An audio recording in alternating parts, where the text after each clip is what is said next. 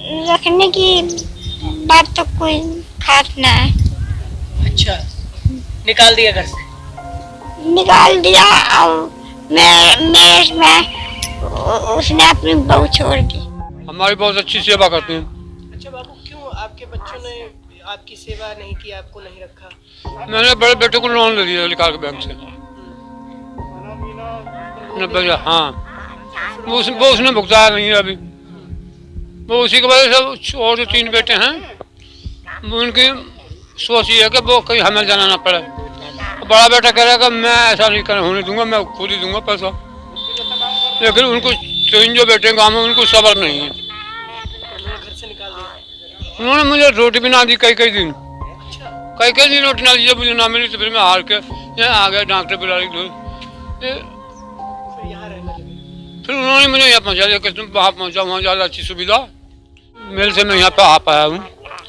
और ये मुझे मेरे जो बेटे पुत्र हैं उनसे ज़्यादा अच्छी सेवा दे रहे हैं। यह कहानी है उस दर्द की जो इन बुजुर्गों को इनके अपने बच्चों ने दी। लेकिन समाज में कुछ लोग ऐसे भी हैं जो इन बुजुर्गों को इनके परिवार की कमी महसूस नहीं होने देते। वह पैसे से भले अमीर न हो लेकिन दिल से बड़े अमीर हैं। कहते हैं ना, जहाँ चाह हो वहाँ राह खुद ब खुद बन जाती है। फिर किसी काम को करने के लिए आपकी आमदनी मायने नहीं रखती, बस चाहिए होता है बड़ा दिल, जिससे आप कुछ ऐसा कर जाते हैं जो समाज के लिए उदाहरण बन जाता है।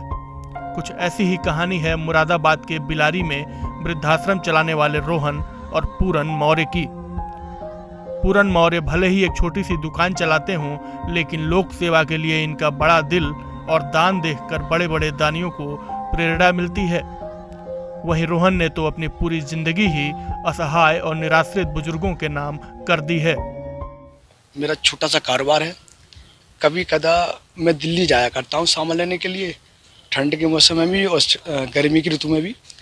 तो वहाँ मैंने देखा जाते हुए बस में कि कुछ लोग फुटपाथ पर पड़े हैं, जिनके पास कपड़े भी नहीं है, किसी के पास है भी तो वो इस स्थिति में नहीं है कुछ कपड़े में दोग जाए।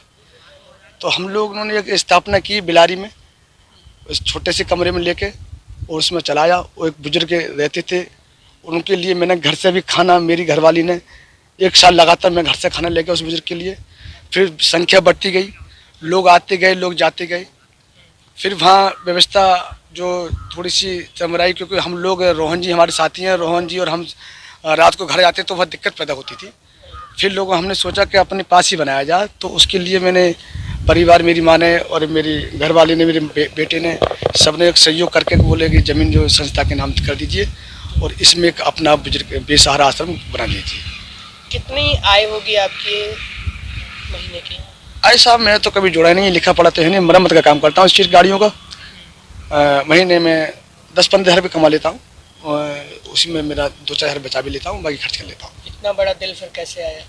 दिल तो क्या है, दिल तो किसी उसमें भी होता है साहब, जो कुछ नहीं करता करने वाले के लिए। तो और लोग जंग पे अपने बेटों को भेज देते हैं।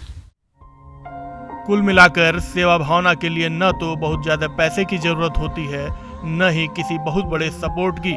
बस चाहिए होता है तो केवल जज्बा और बड़ा दिल, जो दानवीर पूरन और कर्मवीर रोहन सामाजिक के पास है।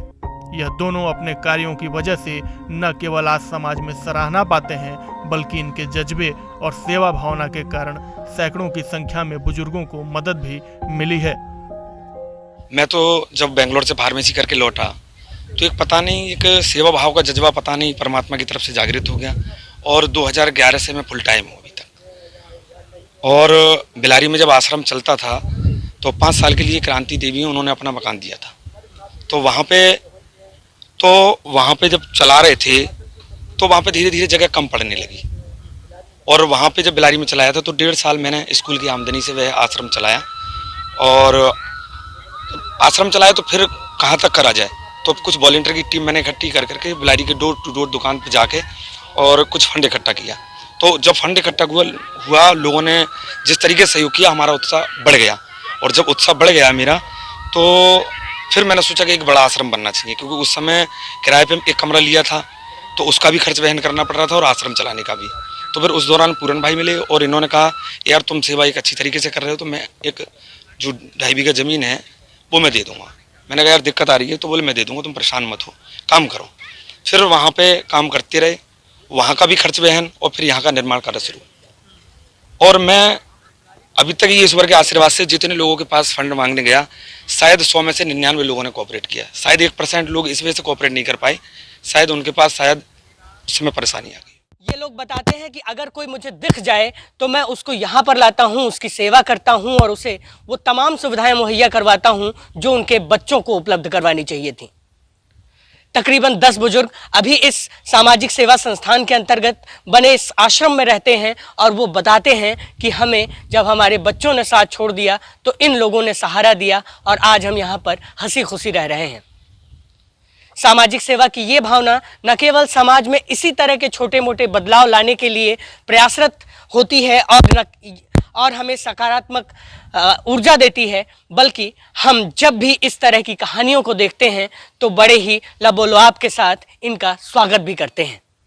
योगेंद्र त्रिपाठी, ईटीवी भारत, मुरादाबाद।